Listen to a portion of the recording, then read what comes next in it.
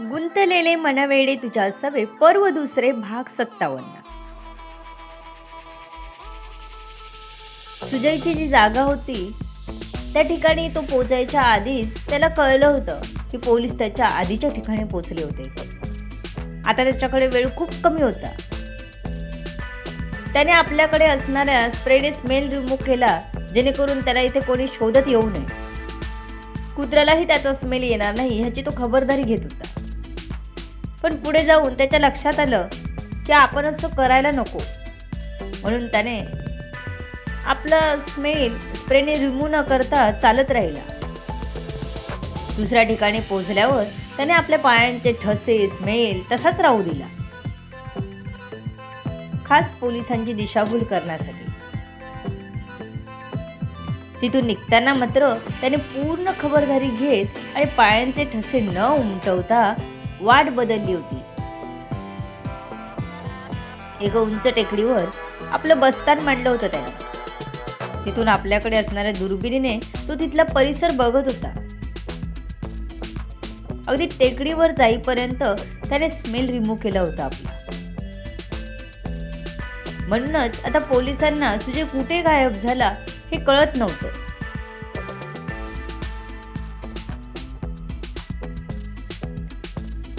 तो पोलिसांची चाललेली शोधाशोध टिपत होता. त्याचा खबरी मागावर होताच पोलिसांच्या, परंतु अंतर सोडून, कारण जर पोलिसांच्या नजरेस तो पडला असता तर खेळ खल्लास झाला असता. इकडे राहुल घरी गेला तो रडतच. त्याने सगळं सांगितलं स्वतःच्या तोंडाने. आधी त्याच्या बाबांनी एक कानाखाली ठेवून दिली. का केलंस असं? तुला किती विश्वासाने पाठवलं होतं. तुझा दादा चांगला हुशार होता, तरी मी त्याला माझ्या हाताखाली कामाला घेतलं आणि तू छोटा सर्वांचा लाडका म्हणून तुला शिकायला मोठा व्हायला पाठवलं. शिकून आई बापाचे नाव मोठं करशील, हेच का ते नाव मोठं करत होतास? त्याचे बाबा खूप मानी होते. त्यांना आपल्या मुलाच्या नसत्या उचपातांनी चांगलाच धक्का बसला होता. वरून आपण मोठ्या मुलाला का नाही पाठवलं हा पश्चातापही होत होता. हा छोटा होता, कामाचा ताण नको, एकतरी मुलगा मोठा झाला पाहिजे. त्यासाठी बाबांनी राहुलला मुंबईत पाठवलं होतं. गावाकडे तेच सर्व सांभाळत होते. राजन, ह्याला शेतीच्या कामाला घेऊन जा. ह्याला कष्ट काय असतात ते कळू दे. त्याला जाणीव नाही आईबापाच्या आणि भावाच्या कष्टाची, म्हणून त्याला असली थेर सुचली आहे. उद्या ती लोक घरापर्यंत पोचली म्हणजे आम्हालाही सुखाने जगू देणार नाही तू. राहुलच्या बाबांना खूपच राग आला होता. बाबा, मला माफ करा, मी अशी चूक पुन्हा नाही करणार. राहुल आपल्या बाबांच्या पायाशी बसला. ठीक आहे, आता शिक्षण बस झालं, दादासोबत शेतीच्या कामाला जायचं. हे बोलताना त्यांचा कंठ दाटून आला होता, कारण एक तरी पोरग शिकेल हे त्यांचं स्वप्न पोराने धुळीस मिळवून तुडवलं होतं. त्याला साधा त्यांच्या कष्टाचाही विचार केला नव्हता. नको त्या गोष्टीला पाठिंबा दिला होता त्याने, ज्यात त्याच्या स्वतःच्याही जीवाला धोका होता.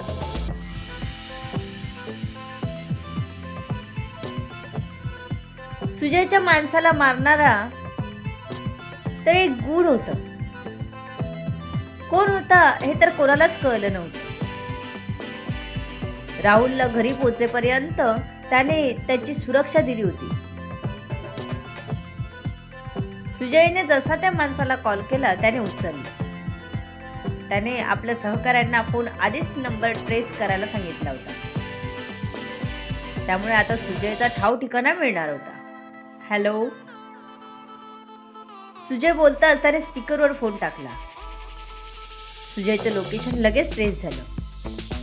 मात्र इकडून तो काहीच बोलायचं त्याने टाळलं होतं. सुजयच्या मनात काहीतरी जाणवलं. त्याने सोबत असणाऱ्या आपल्या मित्राला पटकन जागा सोडण्यास सांगितलं. आपला कॉल बहुतेक ट्रेस झाला. आपलं लोकेशन डिटेक्ट झालंय. घाई कर. पोलीस लगेच पोचतील आता. त्याने जमेल तितक्या लवकर तिथून पळाला. पण मनाशी एक पक्का विचार करूनच. आता थोडं वेश बदलूनच राहायचं, पळायचं नाही.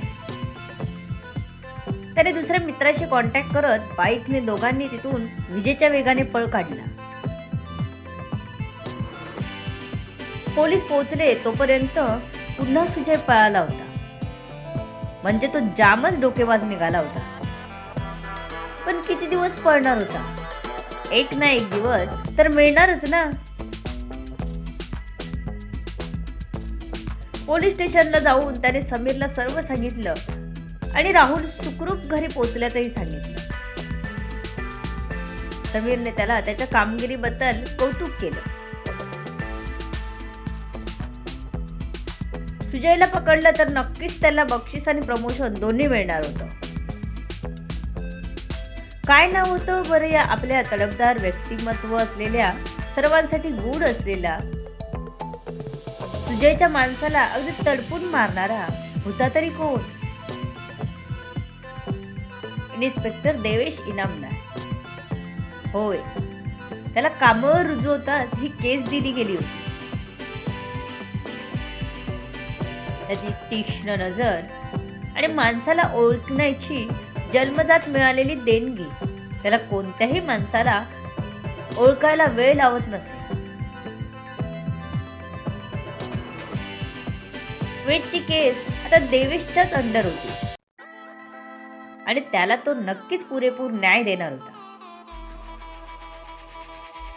औषधाचा अंमल उतरल्यावर वेद हळूहळू जागा होऊ लागला. तो पुन्हा डोळे उघडायचे प्रयत्न करत होता. अगदी महत् प्रयासाने त्याचे डोळे उघडले आणि आपण एक जंग जिंकल्याचं फिलिंग त्याला आले. तिथल्या नर्सने डॉक्टरांना लगेच इन्फॉर्म केलं. वेद हळूहळू बोलायचा प्रयत्न करत होता. सिस्टर, अतिशय बारीक आवाजात त्याने नर्सला आवाज दिला. काय झालं सर? तुम्ही प्लीज शांत राहा. मी डॉक्टरांना बोलवलंय. तुमच्या नातेवाईकांनाही बोलावणार. तुम्ही डॉक्टर येईपर्यंत शांत राहा बघू. नर्सने वेदला शांत राहायला सांगितलं. तसा वेद शांत राहिला. त्याने पुढे बोलायचा प्रयत्न केला नाही. डॉक्टरही लगेच आले. त्याला चेक केलं तर त्याच्यात खूप फरक पडला होता. त्यांनी त्याचं ब्लड टेस्ट करायला पाठवलं. आता अजून काही धोका नाही ना? हे कळल्याशिवाय पेशंट आउट ऑफ डेंजर आहे म्हणणंही चुकीचं. रिपोर्ट आले म्हणजे जे वाटतं त्याची खात्री होणार होती. वेदने आता पुन्हा बोलायचा प्रयत्न केला. डॉक्टर, अतिशय क्षीण आवाजात त्याने डॉक्टरांना आवाज दिला. वा, प्रोग्रेस आहे. तुम्ही लवकर रिकव्हर झालाय. आलात तेव्हा मात्र आम्हालाच खात्री नव्हती. पण आता तुम्ही सुखरूप आहात. मी तुमच्या नातेवाईकांना एका एकाला पाठवतो, डॉक्टर म्हणाले आणि नर्सला बाहेर जाऊन सांगण्यास सांगितलं. वेदलाही संध्याला आणि छकुलीला बोलवायचं होतं, म्हणूनच तो बोलायचा प्रयत्न करत होता. मॅडम, तुमचे पेशंट शुद्धीत आले आहेत. डॉक्टरांनी आत यायला सांगितलं आहे. एका एकाने या. नर्सने बाहेर येऊन संध्याला सांगितलं. त्याचे सगळे एवढे खुश झाले की विचारूच नका. देवाने त्यांचं ऐकलं होतं. वेदला पुन्हा त्याच्याकडे पाठवलं होतं. मी जातो, वेदित घाई करत म्हणाले. वेदला कधी एकदा बघतो असं झालं होतं त्याला. संध्या तर एकदा तरी बघून आली होती त्याला, म्हणून आता त्याला जायची ओढ लागली होती. ठीक आहे भाऊजी, तुम्ही जावा. संध्या समजूतदारपणा दाखवत म्हणाली. संध्या जा म्हणाली तसं वेदित लगेच पळतच वेदकडे गेला. त्याला डोळे भरून बघताना त्याच्याही डोळ्यात पाणी होतं. आता त्याला जर सर्व मशीन्स लावलेल्या नसत्या ना, तर त्याने जाऊन त्याला कडकडून मिठीच मारली असती. वेदीतला येताना बघून वेदच्या चेहऱ्यावरही स्माईल आलं. वेदीत हातात हात घेऊन बोलू इच्छित होता, पण त्याला ह्या क्षणी काय बोलावं सुचतच नव्हतं. त्याला सुखरूप बघून त्याचा एकदम ऊर भरून आला होता.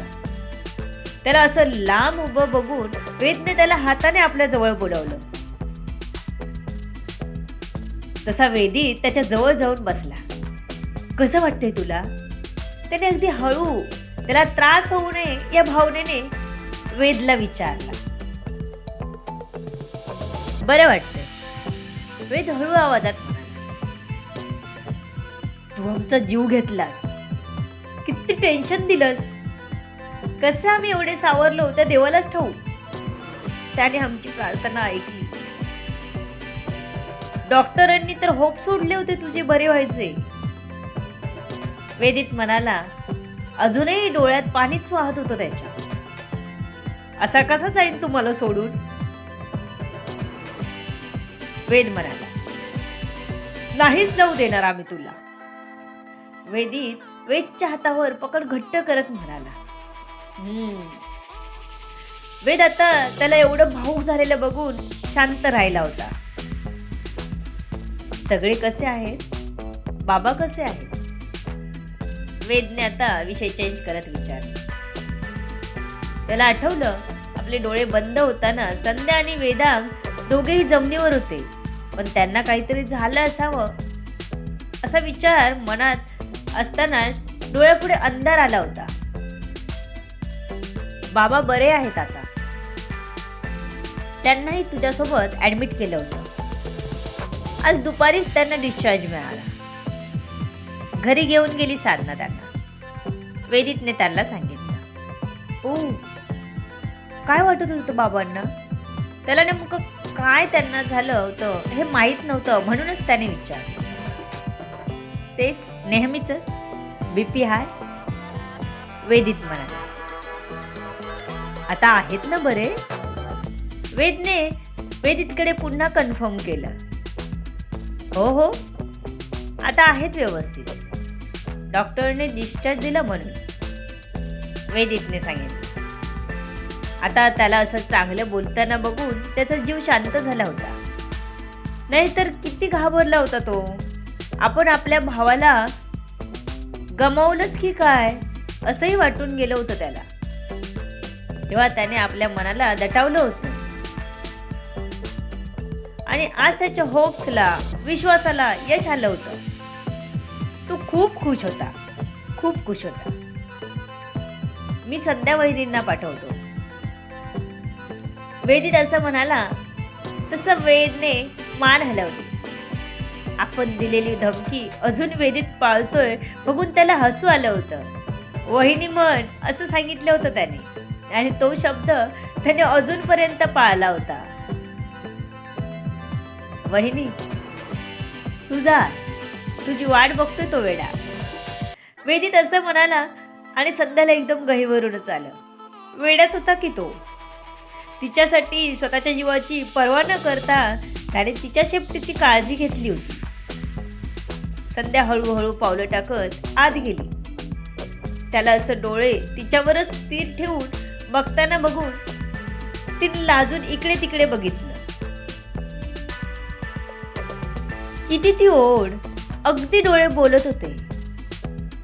ती जवळ जाताच त्याचा हात वर झाला होता. तिने मग लगेच काहीच न बोलता त्याच्या हातात आपला हात दिला. त्याने हातात हात घेत तोंडाजवळ नेत किस केलं त्यावर. त्याच्या ओठांचा मऊ, मुलायम, उबदार स्पर्श होताच एक वेगळीच भावना मनाला स्पर्शून गेली. केवढं ते प्रेम आणि केवढी ती ओढ, तिलाही आणि त्यालाही. तो आपल्या सोबत आहे ही भावना तिला सुखावून गेली. तिला काही झालं नाही, ती सुखरूप आहे बघून त्यालाही बरं वाटलं. तिने मग थोडं पोट सांभाळत त्याच्या हातावर आपले ओठ टेकवले. त्याने हात पुढे नेत तिच्या पोटावर टेकवला. तिलाच थोडं लाजल्यासारखं झालं. सगळे होते ना आजूबाजूला. आपल्या बेडरूम मध्ये ठीक आहे, इथे हॉस्पिटलमध्ये कुठे? पण या वेळेला ती काय समजावणार होती? आत्ताच कुठे शुद्धीत आला होता तो. ती काहीच बोलली नाही. छकुली कुठे आहे आणि हे माझं पिल्लू काय म्हणते? त्याने आपल्या दोन्ही पिल्लांबद्दल चौकशी केली होती. छकुलीला वहिनी घरी घेऊन गेल्या. इथे तिला नुसतं इथे तिथे घेऊन फिरण्यापेक्षा घरी खेळून खाऊन वगैरे आराम करते ती, म्हणून घरीच पाठवते तिला मी, संध्याने सांगितलं. तसा वेदने तिच्या पोटावरचा हात गोल फिरवला आणि बाळाने किक मारली. हे माय बेबी, गर्ल और boy I don't know, but you are my special. आईला जास्त त्रास द्यायचा नाही हा, थोडा थोडा दिला तर चालेल, वेद म्हणाला आणि हळूच संध्याकडे बघितलं. ती नाक फुगवून बसली होती. म्हणे थोडा थोडा त्रास दिला तर चालेल. तिने हळूच हाताच्या मागच्या साईडला हलका फटका दिला. वेद, तुम्हाला बरं नाही आणि तुम्ही काय चालवलंय? चला आराम करा बघू, मस्ती नको. घरी आल्यावर मग काय हवी तेवढी मस्ती करा. संध्या म्हणाली तसं वेदने तोंड वाकडं केलं. आई बाबा आहेत बाहेर, त्यांना पाठवते आता, तेही कधीचे येऊन बसले आहेत. संध्या म्हणाली तसं वेदने मान हलवली. तुझी काळजी घे आणि सावकाश जा.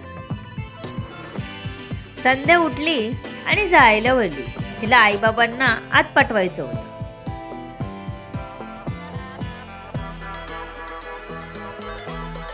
सुजय तिथून आपल्या मित्रांच्या सोबतीने पळाला. तो एक नवीन रूप घेऊनच वावरू लागला. पूर्ण चेहरा वेगळा बनवून घेतला होता त्याने. अक्षरशः त्याला ओळखणं कठीण होतं.